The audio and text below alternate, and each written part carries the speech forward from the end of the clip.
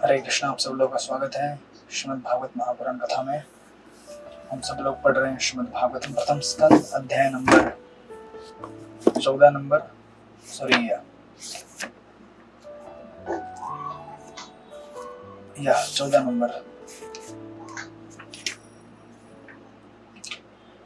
भगवान श्री कृष्ण का अंतर्धान होना। और हमने यहाँ में इस अध्याय में आई थिंक 14 श्लोक कंप्लीट हुए थे। हाँ करेक्ट। श्लोक नंबर 14।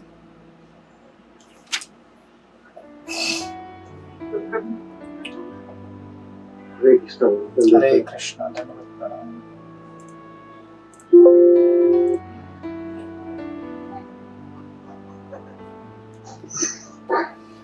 जरा देखो तो यह कबूतर मानो मृत्यु का दूत हो।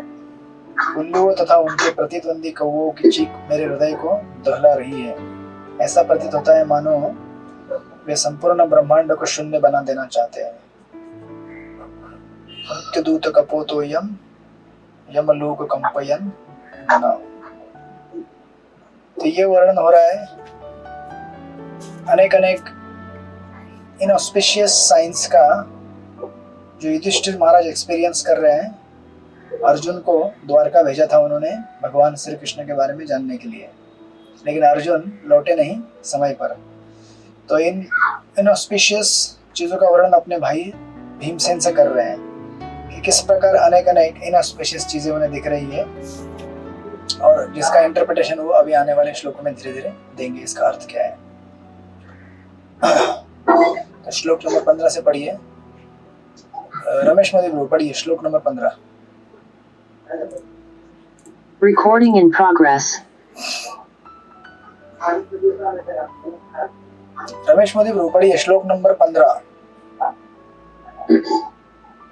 हरे कृष्ण। दंडवत प्रणाम। धूम्रदिश परिदय कंपते भूषाद्रि निदाश्च महासंतात् साकं च स्तनितुभि।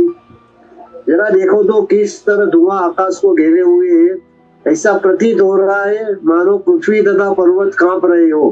बिना बादलों की ये गर्जन तो जरा सुनो, और आकाश से गिरते वज्रपात को तो देखो। हरे कृष्ण। हरे कृष्ण।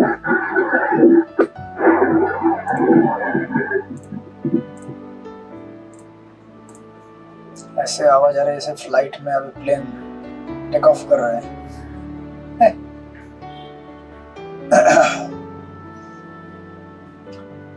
जरा देखो तो किस तरह धुआं आकाश को घेरे हुए है। राइट। जनरली जब अग्नि जलाते हैं तो अग्नि में से धुआं भी निकलता है, अग्नि भी निकलती है। और अगर सिर्फ अग्नि निकले तो आपको बड़ा आनंद आता है। आपने अगर घर में कभी चूल्हा जलाया होगा तो आपको पता चलेगा, नहीं तो फिर ये बाउंसर जाएगा आपको। घर में चूल्हा जलाया आप लोगों ने कभी गांव में? लकड़ी वाला नहीं जलाया? तो ये तुलना समझने के लिए आपको जाके चूल्हा जलाना पड़ेगा। चूल्हा, या फिर आपने कभी अगर सर्दी के समय में जो चौराहे पे लगाते हैं ना थोड़ा सा जलाकर सेकने के लिए, उसके आसपास बैठ जाइए। अगर सिर्फ धुआं आए तो फिर परेशान हो जाएंगे आप। अग्नि आए तो सब लोग बैठ जाते हैं। तो जनरली अभी आएगा मौसम धीरे धीरे, तो जनरली अग्नि को ऑस्पिशियस माना जाता है, धुएं को इनऑस्पिशियस माना जाता है। ऑफ कोर्स गांव घर में आजकल कभी कभी मच्छर भगाने के लिए भी यूज करते हैं धुआं। वो अलग बात है। हमारे घर में करते थे पुराने, आज से 15-20-25 साल पहले। और कोयला अपना रहे थे ना गाय का, वो लाकर आग जलती थी, आग को बुझाते थे जबरदस्ती, लेकिन धुआं निकालना है मच्छर भगाने के लिए। So that's different thing, but in general fire is considered auspicious, smoke is considered inauspicious, क्योंकि smoke कुछ काम का नहीं रहता है। और यहाँ पे ऐसा हो रहा है कि धुआं पूरे आकाश को क्या कर रहा है, घेरे हुए है। राइट। ना अभी इसके पहले युधिष्ठिर महाराज ऐसे चीजों का वर्णन कर रहे थे जो या तो उनको अपने शरीर में दिख रहे थे या फिर उन्होंने आसपास में देखा था। कोई पंछी यहाँ वहाँ घूम रहा है अजीब तरीके से, या उनके शरीर में कुछ कंपन हो रहा है, या अलग अलग चीज़ें देख रहे हैं। लेकिन अभी कुछ ऐसे बड़े बड़े चीज़ों का वर्णन कर रहे हैं जिससे ये प्रतीत होता है कि कुछ अप्रिय घटना का सामना होने वाला है। तो ये बड़ी बड़ी घटना है, ये सबको दिखती है।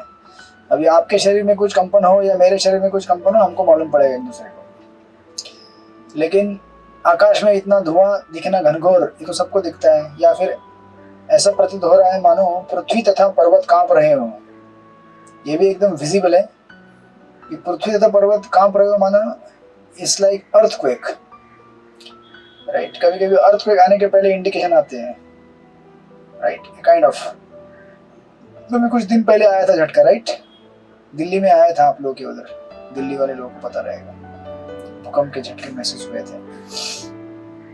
या फिर बिना बादलों की गर्जना होना। अब बिना बादलों के तो कभी गर्जना होता नहीं, राइट। अगर बिना बादलों के गर्जना होने लगे तो समझ जाना, या तो आप टीवी देख रहे हैं, उसमें एक भूतिया सीरियल चालू है, या फिर सचमुच भूत सामने खड़ा है, दोनों में से एक होगा। और आकाश से गिरते वज्रपात को तो देखो, राइट। जनरली वज्रपात कब होता है? जब बरसात का समय आता है। अभी जो सीजन है उस समय वज्रपात होता है, राइट। आकाश में इस समय जब बादल उमड़ पड़ते हैं, वो भी बादल कैसे? सफेद बादल नहीं, घनश्याम बादल जो पानियों से भरे रहते हैं। ऐसे समय में आकाश में बादल जब उमड़ते हैं और बिजली कड़कती है तो स्वाभाविक माना जाता है और ऑस्पिशियस माना जाता है कि चलो, है ना, बरसात का सीजन का बिगिनिंग होने जा रहा है। लेकिन बिना किसी इवेंट के, बिना किसी, है ना, सीजन के अचानक से अगर बिजली कड़कड़ाहट करने लगे, वज्रपात होने लगे, तो ये चिंता का विषय है ना। और अभी जनरली क्या होता है कि समझो, अगर आपने, आप समझो आजकल तो घर में वैसे रहते नहीं है लोग, लेकिन फिर भी जो गांव घर के पुराने घर रहते हैं ना, पूरे हवेली वाले, एकदम बड़े, एकदम ऐसे सुनसान, ठीक है, उसके लिए इतना लंबा जाने की जरूरत नहीं पड़ेगी। आज अभी भी हमारे घर में समझो, अगर रात को आप घर में बैठे हैं, संध्या के समय में तो हमें सब ठीक ठाक लगता है, लेकिन जब रात्रि की होती है और रात्रि होने के बाद समझो अचानक आपको पता चला कि दरवाजे की खिड़की से चोर आया है। वो हमारे पुराने गांव में जब रहते थे तो मेरी माँ बता देती कि एक बार सोए थे, खिड़की, जनरली बेड खिड़की के बाजू में रहता था। गांव घर में जो बेड रहता है वो खिड़की के बाजू में रहता है, थोड़ा हवा भी आने के लिए, क्योंकि गांव घर में इतना इलेक्ट्रिसिटी का ये सब रहता नहीं है। तो मेरी माँ बता देती है एक बार किसी आदमी ने रात को ऐसा हाथ डाल के पिताजी का घड़ी चोरी करके लेके गया है ना। कहानी में बताती थी मेरे को।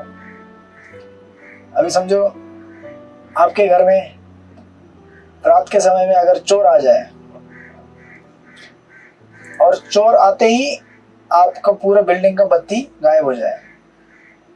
चोर आना अपने आप में एक भयावह घटना है, और उसमें अगर बिजली चली जाए जबरदस्त भय लगता है कि अभी क्या होगा, अभी चोर क्या करेगा, आगे यहाँ जाएगा वहाँ जाएगा, मतलब it is multiplication of fear.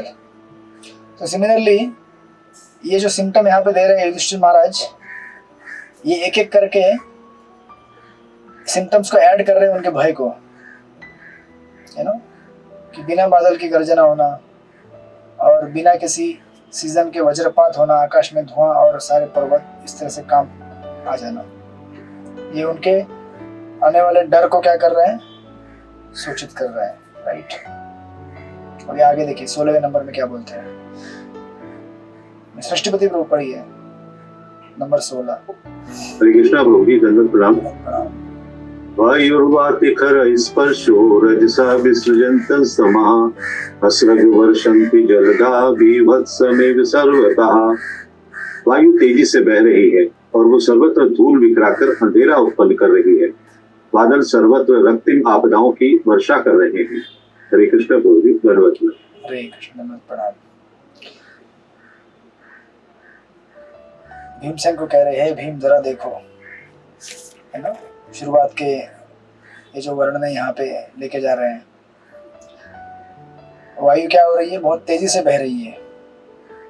Generally हवा अगर मंद हवा हो तो हमें प्लीजिंग लगती है, right, it's very pleasing to the body sensation. लेकिन वही हवा अगर तेज आए और आपके आंखों में हर तरफ कचरा और आंधी फैला दे, तो वो हवा आपके लिए इतनी सूथिंग नहीं लगेगी, राइट। और उसके साथ अगर वो आपको अंधेरा उत्पन्न कर दे,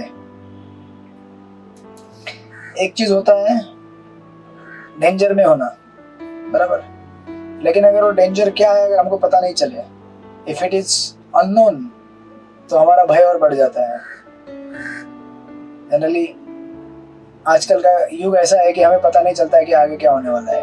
अनसर्टेनिटी इतनी बड़ी हुई है लाइफ में, राइट। ये जो वर्णन यहाँ पे दिए जा रहे हैं, इसमें से कितनी सारी घटनाएं रोज होती रहती है, लेकिन इंसान आजकल इतना स्थूल इंद्रिय तृप्ति में बिजी हो गया है कि उनको ये सब सिम्टम्स, क्योंकि ये सब इंडिकेशन आते हैं हमको जीवन में, जब दुर्घटना घटने वाली होगी या फिर कुछ भयानक चीज़ होने वाली होगी, ये सब सिग्नल्स आते रहते हैं। लेकिन इंसान का जो परसेप्शन है सटल चीज़ों को परसीव करने का, वो बहुत खत्म हो गया बहुत हद तक, इसलिए वो जान नहीं पाता है, राइट। बादल सर्वत्र रक्तिम आपदाओं की वर्षा कर रहे हैं, राइट। अभी आपने ऐसे बादल तो देखे होंगे जो पानी बरसाते हैं, लेकिन खून बरसाने वाले बादल हो तो ये ध्रुव महाराज के प्रसंग में और कई ऐसे लड़ाइयों में आप देखेंगे, यक्ष राक्षस जब लड़ाइयाँ करते हैं तो एक भ्रम पैदा कर देते हैं, और उस भ्रम में आपको दिखेगा आकाश से पीप, मल, मूत्र, बहुत सारे हथियार फेंके जा रहे हैं, हालांकि वास्तव में नहीं रहते। लेकिन ये यहाँ पे युधिष्ठिर महाराज को वास्तव में दिख रहे हैं,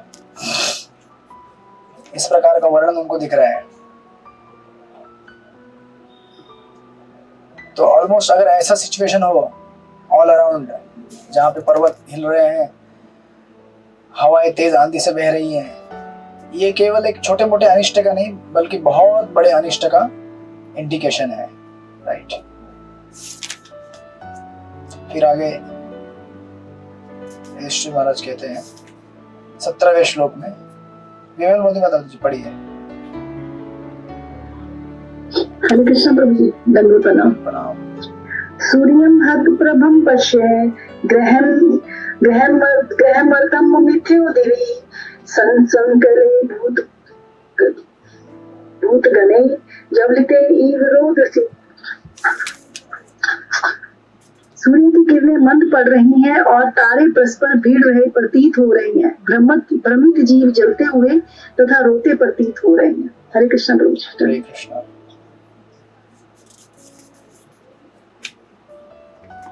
तो अभी युधिष्ठिर महाराज को ये सब चीजें या तो अपने इसमें दिख रही थी या दूसरे जीव जंतु में दिख रही थी, लेकिन धीरे धीरे ये प्रकृति में जो दूसरी वस्तु है उनमें भी देख रहे हैं। जैसे सूर्य की किरणें क्या हो रही है, मंद पड़ रही है।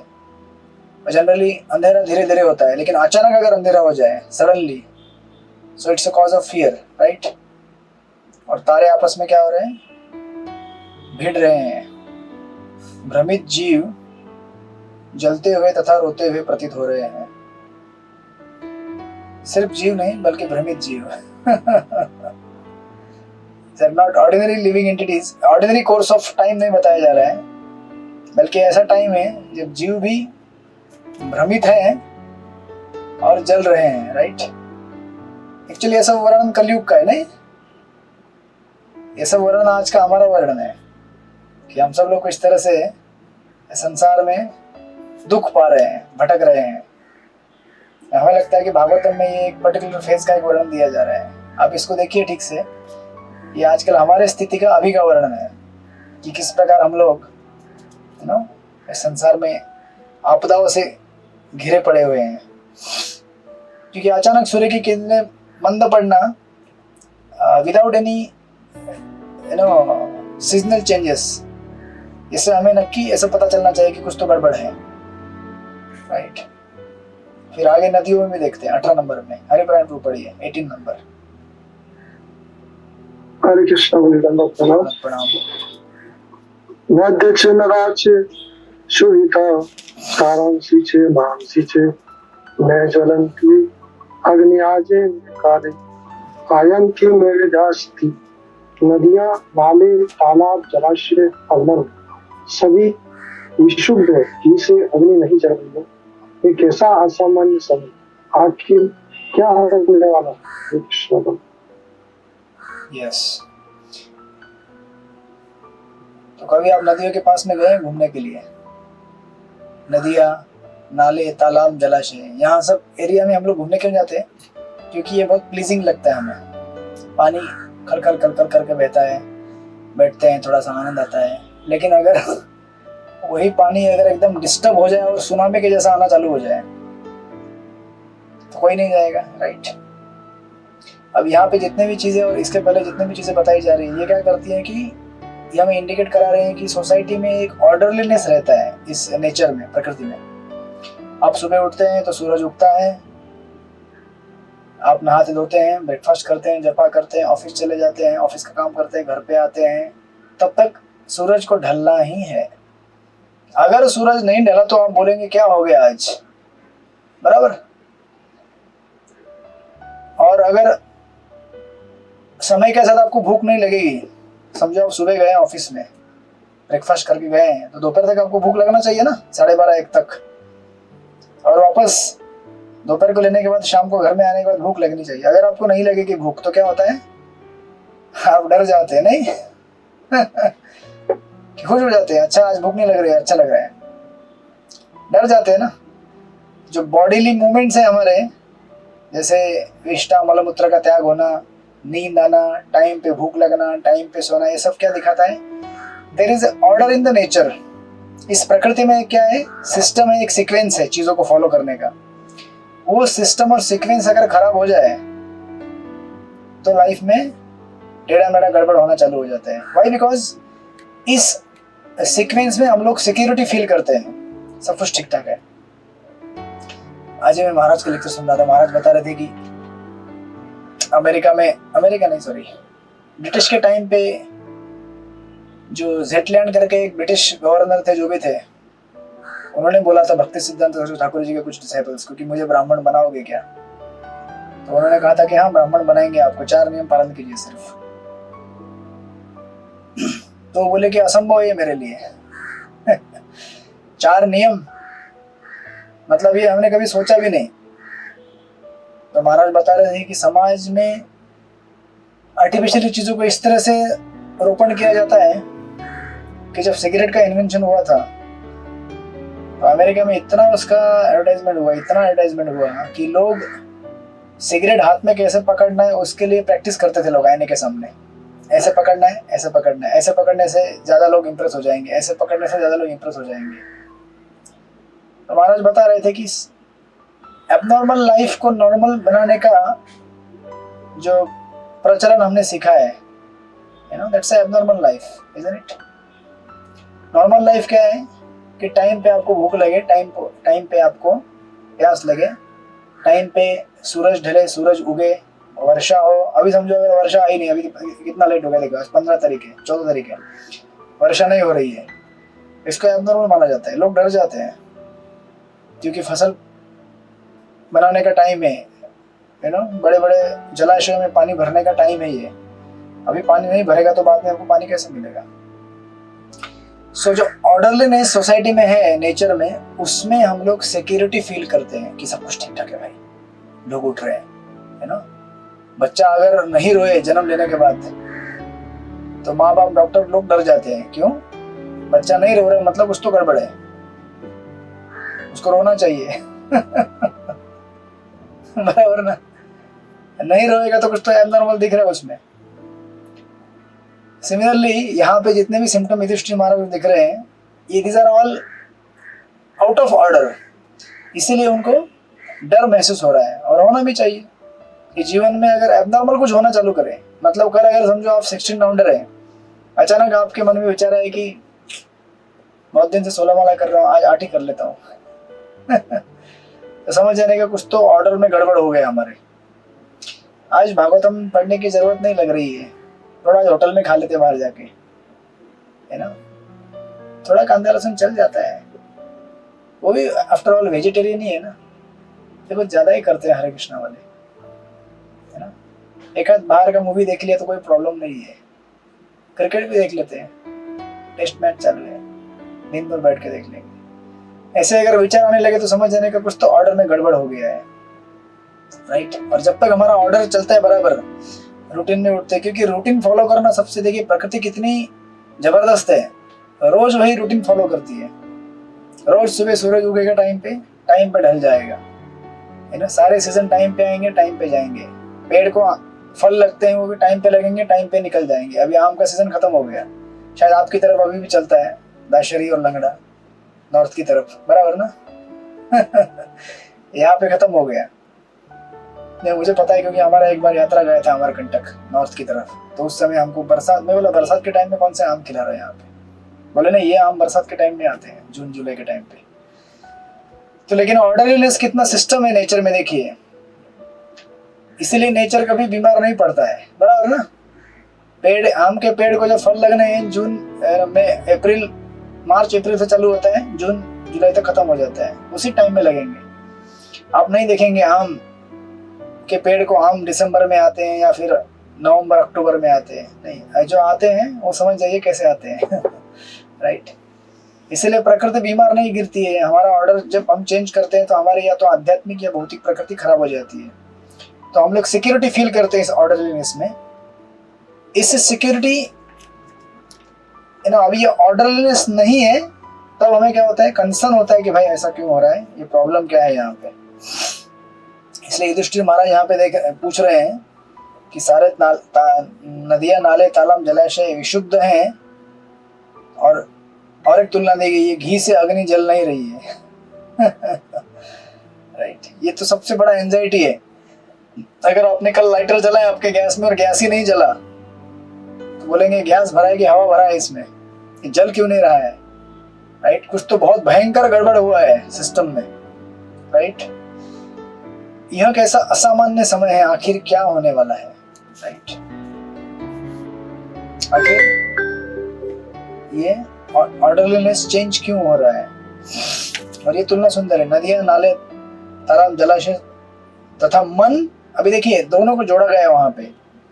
नदियां, नाले, तालाब, जलाशय ये सारे वाटर रिजर्वायर हैं, पानी के स्रोत हैं, और साथ में मन और ये जो जलाशय है, इन दोनों को जोड़ के ये बताने की कोशिश, ये सब क्या है, विशुद्ध है। क्योंकि आप देखेंगे पानी जितना साफ रहता है उतना उसके बॉटम में हम देख सकते हैं, अंत तक तल। उसी प्रकार मन जितना साफ रहता है उतना उसका गहराई में हम जाके देख सकते हैं। यानी तुलना जोड़ी गई वहां पे। भागवत बहुत गहरा चीज है, इसके एक दो शब्दों में ही बहुत भयंकर रहने की बहुत सुंदर बहुत ही सुंदर और गहरा अर्थ छिपा होता है। तो ये नदियां, नाले, तालाब, इनकी तुलना मन से कर रहे हैं, ये बताने के लिए कि जितना मन में हमारे टर्बुलेंस रहता है, जितना टर्बुलेंस पानी के स्रोत में रहेगा उतना उस पानी को अंदर तक देखना हमारे लिए कठिन है। उस प्रकार मन में जितना टर्बुलेंस रहेगा, जितनी विशुद्धता रहेगी, उतना मन के अंदर हम देख नहीं सकते। मन को या फिर उसे क्या कहते हैं, हमारा जो विजन है वो क्लियर नहीं रहता। जितना हमारा मन काम, क्रोध, लोभ, मोह, मद, आश्चर्य इन चीजों से कंटेमिनेटेड है, उतना हम क्लैरिटी से आत्मा को देख नहीं पाते। दैट्स व्हाई महाप्रभु कहते हैं ये चेतो दर्पणम मार्जनम, है ना, हरे कृष्णा कृष्ण कृष्ण हरे हरे, हरे राम राम राम हरे हरे। कि ये जो हरिनाम औषधि है, इसको इस्तेमाल करके क्या कीजिए, इस विशुद्ध मन को शांत कीजिए। राइट। फिर आगे पूछते 19वें श्लोक में, सचिकेश्वरी माता जी पढ़िए श्लोक नंबर 19। हरे कृष्णा। प्रणाम। न पिबन्ति स्तनं वत्सा, न दोयन्ति च मातरः, रुदन्ति अश्रुमुखा गाओ, न भविष्यन्ति वृषभाव्रजे। बछड़ी न तो गौओं के थनों में जू मुंह लगा रहे, न गोवे दूध देती है, वे आंखों में आंसू भरे खड़ी खड़ी रंभा रही, और बैलों को चारा गाहों में कोई प्रसन्नता नहीं हो रही। हरे कृष्ण। तो अगर प्रेम की तुलना इस जगत में की जाती है तो प्रेम का सबसे जो क्लोजेस्ट स्टैंडर्ड है। अगर हम भगवत प्रेम को तुलना करना चाहेंगे भौतिक जगत में तो ये उदाहरण आता है माँ और पुत्र का, राइट। माँ और पुत्र के बीच में जो स्नेह है वो क्लोजेस्ट है भगवत प्रेम से इस जगत में तुलना करने के लिए। तो बछड़ा जनरली क्या करता है, गाय को दूध गाय से दूध पीता है या फिर गाय दूध पिलाती है। अभी यहाँ पे ना तो बछड़ा दूध पीने की कोशिश कर रहा है और ना ही गाय दूध दे रही है, राइट। मतलब ये कितना ऑर्डर चेंज हो गया सोचिए।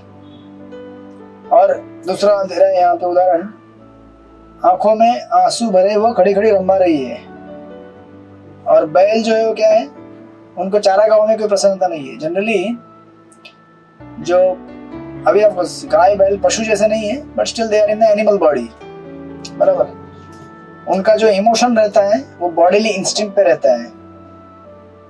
मतलब उनको ऐसा ये नहीं रहता है किसी ने डांट दिया तो उनको कुछ फर्क नहीं पड़ता है अगर बैल गाय को या किसी पशु को आपने डांटा तो उनको कुछ फर्क पड़ता है क्या? नहीं फर्क पड़ता है, क्योंकि उनका इमोशंस मेंटल लेवल पे नहीं रहता है, उनका इमोशंस बॉडीली लेवल पे रहता है, बॉडीली इंस्टिंक्ट के ऊपर रहता है। तो उनको खाना मत दीजिए तो निराश हो जाएंगे, दुखी हो जाएंगे, खाना दीजिए खुश हो जाएंगे, कितना भी डांट उनको, क्योंकि वो सेंस नहीं है ना। आप गाली देंगे तो भी समझेगा नहीं, अगर उसको चार अच्छा स्तुति करेंगे तो भी समझेगा नहीं। तो जनरली एनिमल का सेंसेशन अगर बॉडीली प्लेजर में रहता है तो उसको अगर एक बहुत बड़ा चारागाह दिया जाए, गाय बैल को लेके छोड़ दिया जाए, कितना फटाफट चरते हैं। आपको पता देखा आपने कभी गाय चराया? आपने कभी नहीं चराया। कुछ लोगों के लिए बाउंसर है भागवत। इसलिए राधा गोविंद महाराज कहते हैं कि भागवत को समझने के लिए आपको नेचर के साथ काफी कनेक्टेड रहना चाहिए, तभी आपको भागवत एकदम फटाफट समझेगा, वो इमोशंस आपको कन्वे हो जाएंगे फटाफट। तो अभी आपको इसको तुलना करने के लिए आपकी अंदाज में आपका एग्जांपल देना पड़ेगा। जैसे आप भूखे हैं बहुत और फटाफट आपको गर्मा गर्म क्या बनाया जाए, आज एकादशी है एकादशी में क्या बनाते हैं आप? कुट्टू के पकौड़े या एकादशी डोसा, गरम गरम एकदम। क्या चिल्ले चिल्ला चिल्ले? चिल्ले क्या होते हैं? हमारे बॉम्बे में यहाँ नहीं होते क्या होते हैं चिल्ले? पराठे बोल रहे हैं क्या आप? एकादशी पराठे? ठीक है, लगता है खाने के लिए चले गए नहीं प्रभु, चीला चीला चीला होता है ना बेसन का, और इसका पतला वो करते हैं राजगीरा का चीला। ना प्रभु जी, जैसे बेसन का बनाते हैं ना, हाँ वो अच्छा तवे पे बनाते हैं, डोसा जैसा होता है, बोलिए ना फिर। हाँ डोसे। हाँ ओहो, आज बनाया क्या आपके इधर? यस प्रभु जी। तभी तो पांडव सखी माता जी दिख नहीं रही है। हाँ ठीक है, चिल्ला बना रही है। प्रभु जी कानों में लीड लगाई हुई है और सेवा करने लग रही है। ठीक है वही मतलब। हाँ मेरा बार बार डिस्कनेक्ट हो रहा था, इसलिए मैंने वीडियो किया था। नहीं आप बनाएंगे तो कोई प्रॉब्लम नहीं है, बनाइए हम भी आएंगे आपके इधर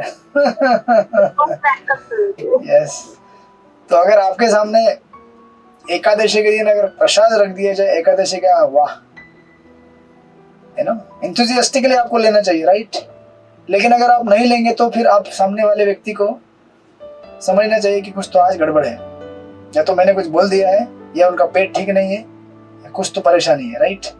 सिमिलरली यहाँ पे जो बैल जो है चारागाह मतलब उनके लिए डोसा, एक बड़ा डोसा का तालाब खोल के छोड़ दिए, लो भाई खाओ, कितना खाना है खाओ, लेकिन खा नहीं रहे। ये दिखाता है कि ऑर्डरलीनेस क्या हो गया, खराब हो गया है। इवन इससे भी सीवियर इंडिकेशन आगे दिए हैं 20वें श्लोक में। अनुकंपा शक्ति माता जी पढ़िए, श्लोक नंबर 20।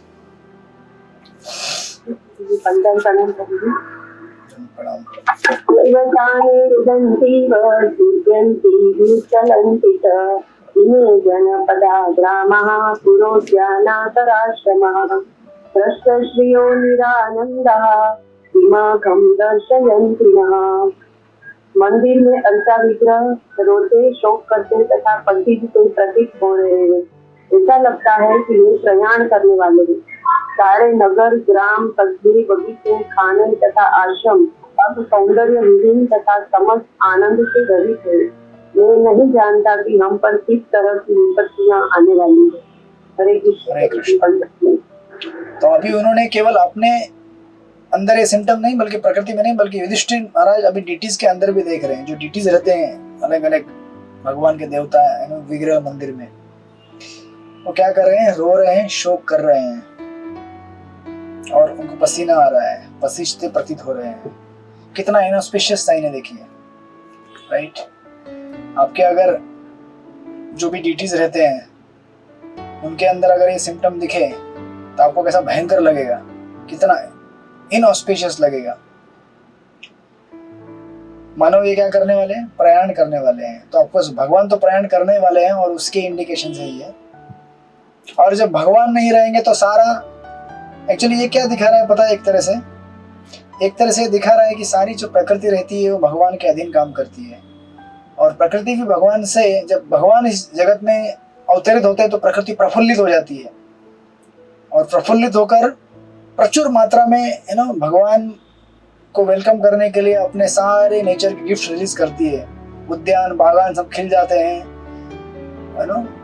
मंद मंद हवा चलती है। इसके एग्जैक्ट अपोजिट डिस्क्रिप्शन आप देखेंगे जब भगवान अवतरित होते हैं, और जब भगवान जा रहे हैं तो एग्जैक्टली उसके विपरीत आपको यहाँ पे इंडिकेशन दिख रहे हैं कि सारे नगर ग्राम कस्बे बगीचे खाने तथा आश्रम अब क्या हो गए हैं, सौंदर्य विहीन हो गए हैं, लैक ऑफ ब्यूटी, राइट। मैं नहीं जानता कि हम पर किस तरह की विपत्ति आने वाली है। रामभद्र हरि प्रभु, आप पढ़ना चाहेंगे श्लोक नंबर 21।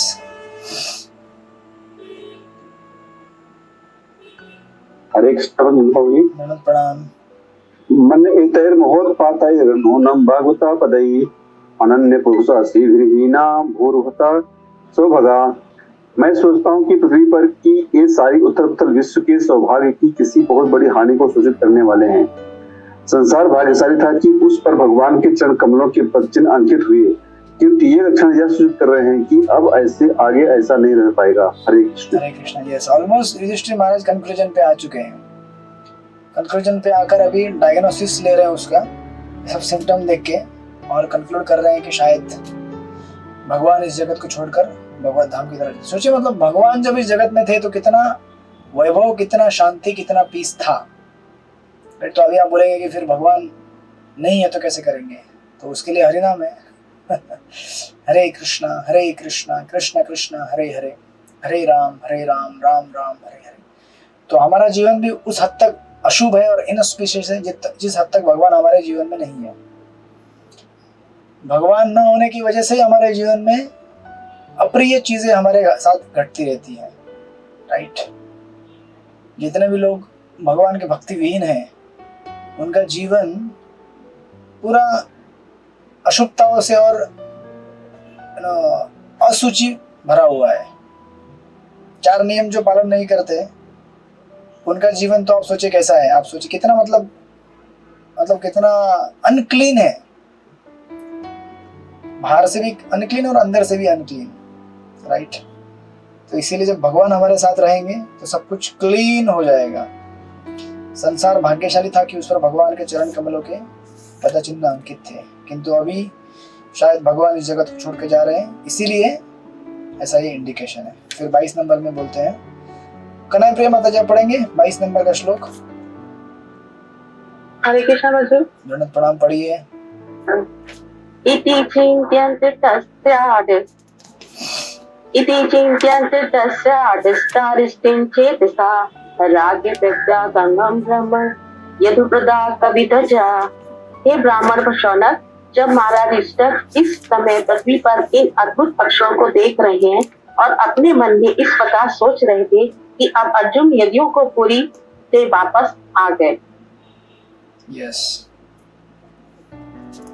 उसी समय क्या हो गया, तो ये सूत गोस्वामी बोल रहे हैं, हे ब्राह्मण शौनक, जब युधिष्ठिर इस समय ये सब देख रहे थे उसी समय क्या हो गया, अर्जुन द्वारका से आ गए। तो अभी अर्जुन को प्रश्न आलाप करेंगे युधिष्ठिर महाराज। अभी देखिए 23वें नंबर में आरती माता जी आप पढ़ना चाहेंगे? आरती माता जी है यहाँ? ठीक है प्रभु जी, नहीं पढ़ पाऊंगी, बुक्स नहीं है मेरे पास। चलेगा, मुझे लगा चिल्ले बना रहेगी क्या। राधिका प्रीति माता जी है क्या यहाँ पे?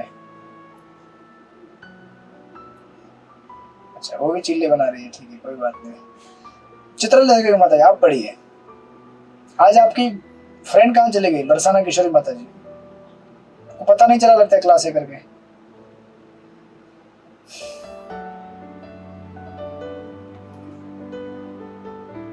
हरे कृष्णा, दंडवत प्रणाम। हाँ, दंडवत प्रणाम। तम पादाय निपतितम अथ अयथा पूर्वम आतुरम अधा वदनम अपबिंदुम सृजंतम नयनम अब्जयो। त्याने वंदन करताना जेव्हा चरण स्पर्श केला तेव्हा अर्जुन मनोमन अतिशय उद्विग्न असल्याचे राजाने जाणले। त्याने मस्तक नमस्ते होते आणि त्याच्या कमळ नेत्रांतून अश्रू पाजरत होते। हरे कृष्ण। हरे कृष्णा।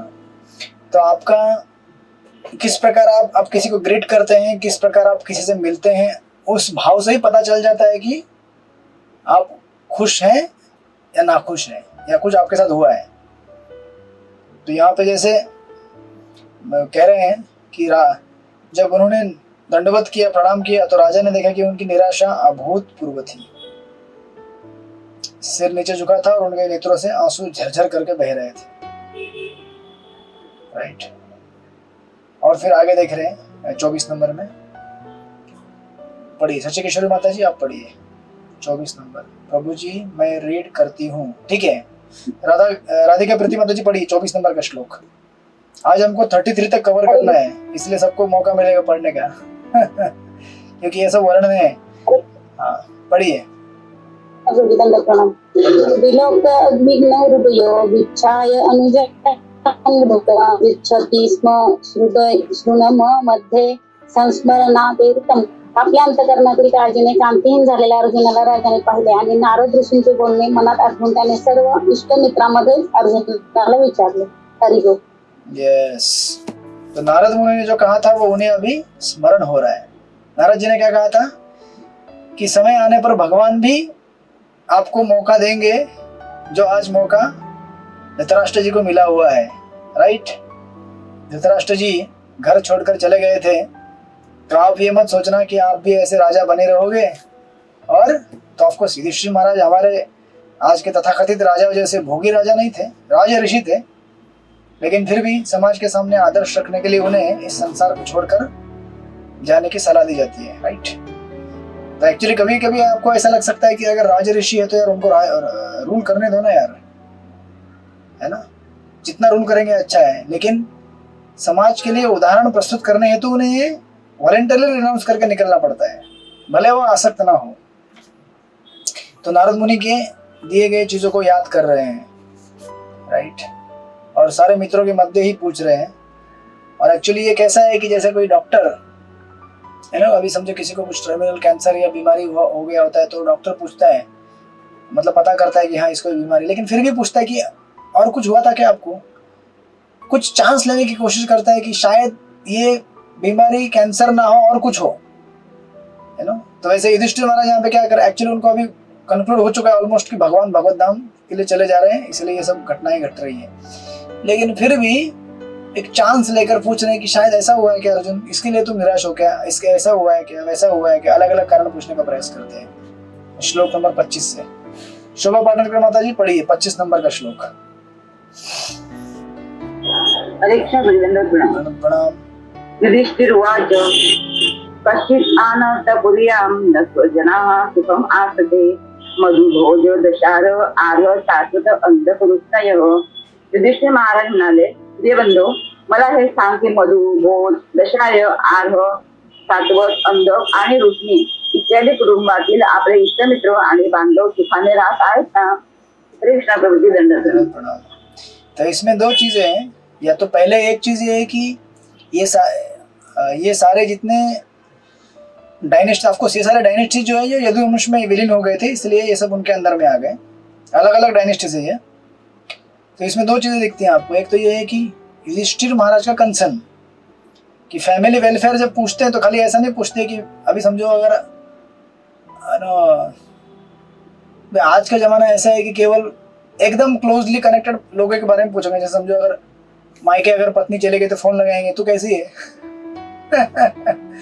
अरे भैया मायके में पत्नी के अलावा बाकी भी बहुत सारे लोग रहते हैं, उसके सास ससुर है, उसके देवर नाती जो भी अलग अलग रिश्ते हैं वो आपको ज्यादा मालूम है। तो सबके बारे में पूछा जाता है कि भाई ये कैसा है, ये कैसा है, वो कैसा है। लेकिन जमाना आजकल इतना ग्रॉस है, भाई तू कैसी है, हाँ हो गया, तू ठीक है ना, बस ठीक है। तो ऐसे नहीं होता है। अभी यहाँ पे देखिए युधिष्ठिर महाराज किसको किसको पूछ रहे हैं, कितने सारे लोगों को पूछ रहे हैं, जितने धीरे धीरे जाएंगे अपने माता भगवान कृष्ण के एकदम क्लोज को जाएंगे रिलेशनशिप में। लेकिन शुरुआत यहाँ से कर रहे हैं, ये पहली चीज है, कंसर्न फॉर एवरीवन, सबके लिए पूछ रहे। दूसरी चीज ये उनके उस न्यूज को सुनना, अभी जो उनको न्यूज सुनना है कि अर्जुन कहेंगे भगवान चले गए, उसको टालने के लिए, डिले करने के लिए ये सब क्वेश्चन पूछ रहे हैं। ये दूसरा एक उसका साइकोलॉजी है। दो साइकोलॉजी यहाँ पे दिखाया जा रहा है, एक तो उनका होल हार्टेडनेस और सेकंड कि जो अप्रिय घटना है उसको धीरे धीरे सुना जाए, धीरे धीरे रुको, पहले ये बताओ, पहले वो बताओ, पहले, फिर लास्ट में आकर ये बताना, है ना। अभी एक्चुअली हम क्या है, हम इस इमोशंस को अगर आप समझना चाहते तो आप समझिए ऐसे सिचुएशन में कि आपका कोई एक एकदम करीबी व्यक्ति छोड़ के चला गया आपको, या उसके साथ कुछ अप्रिय घटना हुई है, तो आप उस जगह पे होंगे तो आप कैसे अप्रोच करेंगे उसको, isn't it? फिर आगे 26 नंबर में देखिए, हरिपुराण पे पढ़िए 26 नंबर।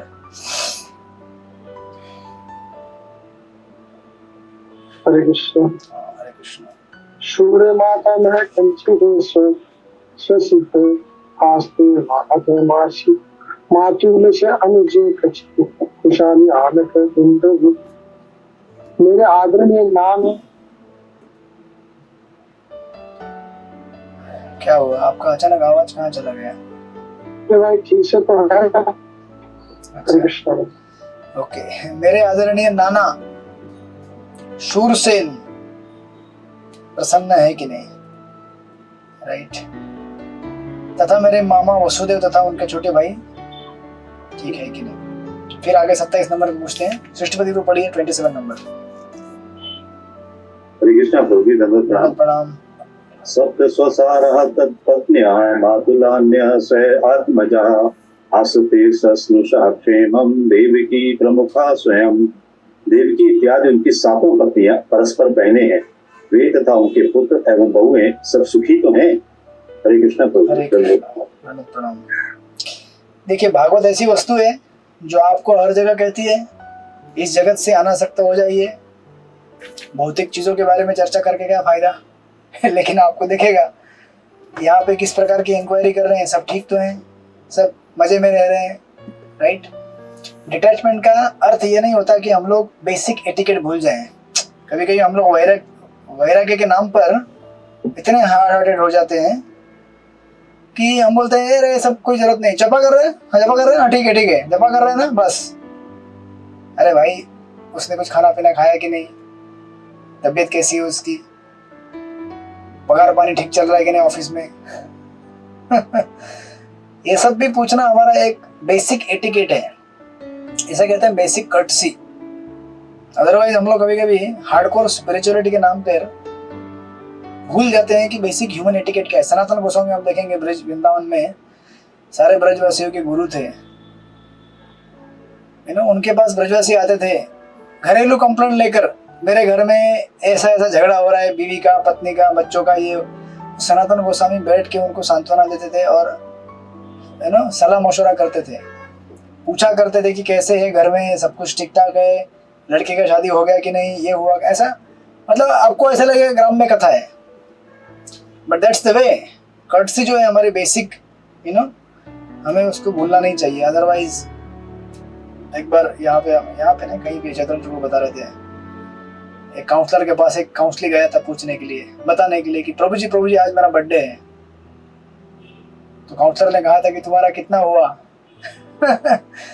तुम्हारा स्टूल कैरिंग बैग कितने साल का हुआ? अब ये बॉडी तो स्टूल कैरी करने वाला बैग है डेफिनेटली, फिलॉसफी है, तत्व ज्ञान है ये, लेकिन तत्व ज्ञान राइट तत्व ज्ञान in wrong place is the recipe for disaster. आप जो बोल रहे हैं सही है, लेकिन गलत जगह पे बोल दिया आपने। शादी अगर किसी का हो रहा होगा और आप अगर शादी में आपको बुलाया जाए और आप गए वहां पे स्टेज पे, और जनरली शादी में क्या लेके जाते हैं, बुके लेके जाएंगे बराबर, हार, उसके उसके जगह पे आप बुक लेके गए जन्म मृत्यु से परे, उसके ऊपर खोपड़ी का फोटो है और दूल्हा दुल्हन के हाथ में थमा दिया, ये लो। कितने जन्म और मृत्यु हमने बिताए हैं, देखा आपने? कितने बिताओगे? ऐसा करोगे तो फिर क्या होगा शायद आपका जन्म मृत्यु उधर ही डिसाइड हो जाएगा पब्लिक द्वारा। तो सही फिलोसॉफी बराबर है, परफेक्ट है, लेकिन उसको कहाँ अप्लाई करना चाहिए ये थोड़ा सा सेंस होना चाहिए। कभी कभी हम इतने इमेच्योर हो जाते हैं कि सही चीज को बोलने के लिए भी सही समय होता है, सही माहौल होता है ना। और एक्चुअली हमने तो देखा ही है ना, आप भूल गए होंगे या याद है पता नहीं, भीष्मदेव का जो प्रसंग हमने पढ़ा था उसमें भीष्मदेव सबसे पहले क्या कहते हैं कि हमें कभी कभी सत्य बोलने के नाम पे हम लोग क्या कर देते हैं, लोगों को दुखी कर देते। सत्य कैसे बोलना चाहिए? इन अ प्लीजिंग वे। सत्य को भी इस तरह से बोलना चाहिए कि सामने वाला व्यक्ति सत्य को सुनकर प्रसन्न हो। तो अभी सत्य को बोलने के लिए एक सही समय देश काल रहता है ना, इसलिए अमंगल लोगों का सही है, हंसते हंसते बोल देते हो हंसते हंसते डांट देते, पता भी नहीं चलता सामने वाले को डांट रहे हैं। बड़े बड़े जितने भी आचार्य हमारे हैं है ना, जैसे आप देखेंगे बड़े बड़े महाराज लोग, गोपाल कृष्ण महाराज, राधानंद महाराज, जैसे मतलब हंसते हंसते बोल देते हैं और पता भी नहीं चलता कि किस तरह से दवाई खिला दिया हमको, राइट। तो ऐसे हमको दवाई खिलाना चाहिए, ऐसे नहीं कि अरे ये सब ठीक है, नहीं है। जब तक आज का माला पूरा नहीं हुआ आपका दिन खराब है आज अभी तक अरे भाई, उसका बेचारा ऑफिस से आया है, थोड़ा उसको अभी चिल्ले खाने दो चिल्ले खाएगा, थोड़ा चिल हो जाएगा, ठंडा पानी पी लेगा, फिर देखो कैसा जप करेगा एकदम जबरदस्त, हरे कृष्णा कृष्ण कृष्ण हरे हरे, हरे राम राम राम हरे हरे। तो स्पिरिचुअलिटी आज के जमाने में एक्चुअली जबरदस्ती करने से नहीं होता है ना, उसे प्रेम से दो, देखो कैसा अच्छा डिवोटी बनेगा वो, है ना। इसलिए पहले हमें भी खुद के लिए, है ना, लोग कभी कभी क्या होता है कि इतना कठोर बन जाते हैं। खुद के लिए कठोर बन जाइए लेकिन दूसरों के लिए कठोर मत बनिए। फिलोसॉफी आपके लिए कठोर है, दूसरों के लिए अप्लाई करते हैं तो प्रेम से अप्लाई कराइए, राइट। एंड देन 28-29 श्लोक में सचिकेश्वरी माता जी आप पढ़िए 28 और 29। हरे कृष्णा, दंडवत प्रणाम। कच्चित राजा आहुका जीवती असक्ता पुत्र अस्य च अनुजा रुधि कस सुत अक्रूर जयंत गदसारणा आसते कुशलम कच्चित ये च शत्रुजित आदया कच्चित आस्ते सुखम राम भगवान सात्वतम प्रभु। क्या उग्रसेन जिसका पुत्र दुष्ट कंस था तथा उनका छोटा भाई अब भी जीवित है? क्या रुधि तथा उसका पुत्र कृतवर्मा कुशल से है? क्या अक्रूर जयंत गद सारंग तथा शत्रुजित प्रसन्न है? भक्तों के रक्षक भगवान बलराम कैसे हो? हरे कृष्णा। हरे कृष्णा। यहाँ तक कि भगवान के बारे में पूछ दिया बलराम जी के, भगवान भी बोल रहे हैं और साथ में पूछ रहे हैं कि कैसे है वो। अभी भगवान कैसे रहेंगे है ना। इसलिए क्या कहते हैं, वो कभी पूछना नहीं चाहिए शुद्ध भक्तों को कि वो कैसे हैं, क्योंकि वो तो हमेशा खुशी रहते हैं, भगवान की भक्ति में लीन रहते तो खुशी रहेंगे, राइट। लेकिन प्रेम का स्वभाव ऐसा है, प्रेम का भाव ऐसा है कि हम भगवान को भी पूछ देते हैं, भगवान खाया पिया आपने ठीक से? नींद हुई बराबर आपकी आज दोपहर में? ठाकुर जी जब पट खुलता है दोपहर में, भगवान 12:30 बजे राजभोग लेकर सो जाते हैं, तो 4:30 बजे जब पट खुलता है तो भगवान को पूछना चाहिए, भगवान ठीक हो आप? कोई तकलीफ तो नहीं हुई? कोई मच्छर वच्छर तो नहीं काटे? मच्छर वच्छर काटे तो बोल देना, अंदर एक लगा देंगे हम मॉस्किटो रिपेलेंट राइट। ये प्रेम का भाव है। जैसे शबरी को भगवान राम, है ना, जब मिले थे तो शबरी इतने दिन से तैयारी कर रही थी, राइट। फिर भगवान को क्या कर रही थी है ना, बेर चुन चुन के चक चक के दे रहे थे। तो पहले शबरी चख रही थी, नहीं, शबरी खाली चेक कर रही थी, अपने आप को टेस्टिंग मशीन बना दिया शबरी ने कि बराबर है कि नहीं है। अब भगवान को टेस्ट कराने की जरूरत नहीं थी, भगवान चाहे तो उन बेर के टोकरी में से वही बेर चुन लेते जो मीठे हैं, क्योंकि भगवान तो सर्वज्ञ है, राइट, उनको हर चीज पता है। लेकिन फिर भी प्रेम के पाले आकर शबरी सोचती है कि नहीं, भगवान को समझ में नहीं आएगा। जैसे यशोदा मैया वृंदावन में सोचती है कि अरे लाला को ये खिलाऊंगी तो उसका पेट गड़बड़ हो जाएगा, लाला का अभी सोने का टाइम हो गया। भगवान है वो, लेकिन भगवान को प्रेम के वश में आकर इस तरह से ट्रीटमेंट दिया जाता है, भगवान को भी अच्छा लगता है डेफिनेटली, राइट। तो इसलिए यहाँ बाकी सारे के बारे में तो पूछ ही ले, लेकिन भगवान के बारे में पूछ ले। भक्तों के रक्षक, अभी भक्तों के अगर रक्षक हैं तो कैसे रहेंगे वो? अगर भक्तों के रक्षक को ही पूछना चालू कर देंगे आप कि कैसे हो, भक्तों का हाल क्या है, कैसे पता चलेगा? लेकिन यहाँ पे प्रेम की व्याख्या है, राइट। भागवतम में ऐसा मिक्स है ना पूरा, भागवतम में फिलोसॉफी है, उसके साथ इसमें deep sense of love, culture, respect, etiquette, कितना कुछ भागवतम में भरा हुआ है। लेकिन ऑफ कोर्स इसको समझने के लिए इसलिए आचार्य का कमेंट्री लगता है, अदरवाइज लोग मिस्टेक कर जाते हैं इसको। तो ऑफ कोर्स परपट में प्रभुपाद विष्णु तत्व के और जीव तत्व के बारे में बता रहे हैं, जिसके बारे में आप कई बार पढ़ चुके हैं, पढ़ते हैं, आप लोग पढ़ लीजिएगा इसको। एक दो लाइन पढ़ता हूं मैं। भगवान चैतन्य के आविर्भाव के समय श्री बलदेव श्री नित्यानंद प्रभु के रूप में प्रकट हुए, जिन्होंने जगाई तथा मदाई नामक दो अत्यंत अधम जीवों का उद्धार अपने अहेतु की कृपा द्वारा किया। अतएव यहाँ इसका विशेष उल्लेख है कि बलराम भगवत भक्तों के रक्षक हैं। प्रभुपाद लिखते हैं, उनकी दैवी कृपा से ही कोई परमेश्वर कृष्ण तक पहुंच सकता है। अतएव श्री बलराम भगवान के कृपा अवतार हैं, जो गुरु के रूप में शुद्ध भक्तों के त्राता के रूप में प्रकट होते हैं। एंड देन 30 नंबर का श्लोक। काशीनाथ प्रभु ने शायद पढ़ा नहीं है कि चिल्ले खाने के लिए बैठ गया हो। नहीं प्रभु जी, मैं यहाँ पर ही हूँ। हाँ पढ़िए 30 सुन नंबर, रहा हूँ प्रभु जी। 30 नंबर का पढ़िए। 30 नंबर। हाँ हमको 33 नंबर तक जाना है और 3 बाकी है।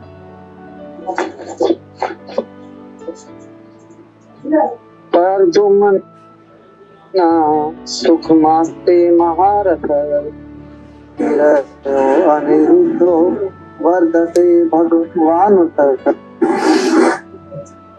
विष्णु कहाँ से? आप तो ऐसे ये पर्षद तो हैं और भगवान के पूर्व अंश अनिरुद्ध ठीक से तो हैं। हरे कृष्णा प्रभु जी, दंडवत प्रणाम। आप तो ऐसे पढ़े जैसे बादल गरज रहे हो। दिल्ली में बारिश हो रही है नहीं हो रही है? नहीं हो रही है? अच्छा, सिर्फ भूकंप के झटके आ रहे हैं खाली दिल्ली में। नहीं प्रभु जी, ऐसा कुछ नहीं। भूकंप के झटके सही तो है, तो रह गया दोबारा पढ़ते थे। अच्छा, शायद मैं ज्यादा ही न्यूज सुनने लगा हूँ आजकल। 2-3 दिन बीमार था ना? नहीं प्रभु जी, ऐसा कुछ नहीं है। बीमार तो मैं क्या, मैं तो दवाई दे नहीं, आपका दवाई मैं समझ गया हूँ आज का क्या है। ओके, तो अभी किसके बारे में पूछ रहे हैं? ये जो भगवान के अवतार हैं, है ना, अनिरुद्ध, प्रद्युम्न, ये सब जो भगवान के अवतार है उनके बारे में पूछ रहे हैं, जो कि भगवान के, है ना, पुत्रों के रूप में आए हैं, अपने बच्चों के रूप में आए हैं। तो आप लोग परपोर्ट में पढ़ लीजिएगा। एंड देन 31 नंबर में अभी पढ़िए, पांडव सखी माता जी आप पढ़िए 31 नंबर। सुषेण चारु देशनश्च सांबो जाम्बवती सुता अन्ये च कार्षणी प्रवरा सपुत्रा ऋषभादय। कृष्ण के सभी सेना नायक महान पुत्र यथा सुषेण, चारु, देशन, जाम्बवती, पुत्र सांब तथा ऋषभ अपने अपने पुत्रों समेत ठीक से तो रह रहे हैं। हरे कृष्ण। तो अभी उनके पुत्रों के पुत्र के बारे में पूछा गया, राइट। ये इतने सारे जो भी प्रभुपाद ने विस्तार से तात्पर्य में एनालिसिस किया है, श्री कृष्ण का कितना बड़ा फैमिली था। इतने बड़े फैमिली को मेंटेन करने के लिए द्वारका उन्होंने बनाया था, ये सब विस्तार से दिया है, आप पढ़िएगा। प्रभुपाद एक चीज लिखते हैं, राजा युधिष्ठिर ने द्वारका स्थित भगवान के पुत्रों तथा पौत्रों का कुशल समाचार पूछते समय उनमें से केवल सेना नायक को ही नाम लिए, क्योंकि कृष्ण के परिवार भर के सदस्यों के नाम स्मरण रख पाना राजा के लिए संभव न था। इतना बड़ा परिवार थोड़ी, 2 बच्चे, 2 हमारे और 2, ऐसा थोड़ी था। 2 के कितने मल्टीप्लाई हो गए यहाँ पे देखिए। इतना बड़ा परिवार कौन याद रखेगा? केवल भगवान ही याद रख सकते हैं उनके नामों को। एंड देन 32 नंबर और 33 नंबर, लास्ट के 2 अंतिम श्लोक है, इसको पढ़ेंगे। कौन पढ़ेगा? हाथ खड़ा कीजिए तो उसको हाथ आज का। अच्छा, आपने तो पढ़ लिया पांडु सखी माता जी अभी। अनुकंपा शक्ति माता जी पढ़ना चाहती, पढ़िए। अच्छा, सर्वमंगल प्रभु नहीं पढ़ा नहीं है एक बार भी? नहीं, आप पढ़िए, सर्वमंगल प्रभु को पढ़ने दीजिए। हरे कृष्ण प्रणाम। नमक प्रणाम। स्वयं अनुचरा तो देवो विश्वबादाय सुनंद नंद बादे सुनंद नंद तन्ना चिरचौन्ने शाश्वत विश्व तस्याकतिरे सर्वे राम कृष्ण कृताश्रया स्मरन्ति कुशलम् अस्माकं वज्र श्रीका সুতদেব উদ্ভব কবি শ্রীকৃষ্ণের অনুচরগণ এবং শ্রী বলরাম ও শ্রীকৃষ্ণের বাহুতলে রক্ষিত সুনন্দ নন্দ প্রভৃতি আমাদের অন্যান্য পরম শ্রী শাশ্বত শ্রেষ্ঠগণ কুশলে আছেন তো, তারা আমাদের কুশল চিন্তা করেন তো। হরে কৃষ্ণ। हाँ, तो ये आपको केवल दिव्य ध्वनि लेने के लिए आपको बोला गया पढ़ने के लिए। अभी हिंदी में एक बार अनुकंपा शक्ति माता जी आप पढ़िए। अनुवाद पढ़िए खाली। इससे अतिरिक्त श्रुतदेव उद्धव तथा अन्य नंद सुनंद तथा अन्य मुक्तात्माओं के नायक जो भगवान के नित्य गुरु है, भगवान बलराम तथा कृष्ण द्वारा सुरक्षित तो है, वे सब अपना अपना कार्य ठीक से चला रहे हैं ना। वे जो हमसे नित्य मैत्री पाश में बंधे हैं, हमारी कुशलता के बारे में पूछते तो है। हरे कृष्ण। यस, तो अभी इतना कंक्लूड करने के बाद बोल रहे हैं कि हम तो उनके बारे में पूछ रहे हैं, लेकिन वो हमारे बारे में पूछ रहे हैं क्या? देखिए, प्रेम का आदान प्रदान किस प्रकार होना चाहिए। It's reciprocal. मैं तो पूछ रहा हूँ, लेकिन हमारे बारे में पूछ रहे हैं क्या? राइट। तो आपको परपॉट में प्रभुपाद जीव शक्ति और जो 3 भगवान की शक्तियां उनके बारे में विस्तार से बता रहे हैं। और अंत में प्रभुपाद बताते हैं कि मुक्तात्मा की यह पराश्रयता स्वाभाविक है, क्योंकि मुक्तात्मा अग्नि के स्फुल्लिंगों की भांति है, जो कि अग्नि की उपस्थिति में ही अपनी चमक दिखा सकती है, स्वतंत्र रूप से नहीं। स्वतंत्र रूप से स्फुल्लिंग की चमक बुझ जाती है, भले ही उसमें अग्नि के गुण तथा चमक रहती हो। अतएव जो भगवान की सुरक्षा त्याग कर आध्यात्मिक अज्ञान के कारण स्वयं प्रभु बन जाते हैं, वे पुनः इस भौतिक जगत में आते हैं, भले ही वे कठोर से तपस्या क्यों न करें। संपूर्ण वैदिक साहित्य का यही मत है। तो हमें भगवान के आश्रय में रहना चाहिए हमेशा। अपने आप को इंडिपेंडेंट नहीं मानना चाहिए। हालांकि हम लोग इंडिविजुअल आत्माएं हैं, लेकिन हम लोग डिपेंडेंट आत्माएं हैं। राइट।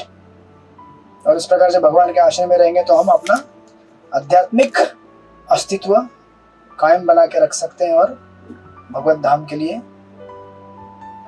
हम वहां जाने के लिए प्रयास करने का कोशिश कर सकते हैं। तो ठीक है, कल इसको देखेंगे पूरा। कल इसको पूरा करेंगे हम लोग, बचे हुए श्लोक 44 तक, और उस तरह से अध्याय पूरा करेंगे।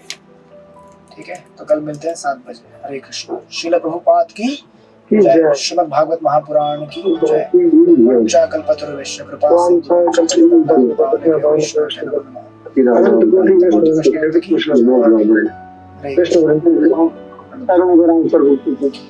आप तो मजे लीजिए आज प्रसाद। मैंने पहले ही पा लिया प्रोजेक्ट आए अच्छा, ओ पहले पा लिया आपने? हाँ पर जी हम पहले जल्दी पा लेते हैं। इसीलिए 4 बजे 5 बजे। इसीलिए इतना प्रसन्न दिख रहे थे मुझे। आपकी प्रसन्नता का राज अभी मालूम पड़ गया। हरे कृष्ण। ठीक है, हरे कृष्ण। हरे कृष्ण।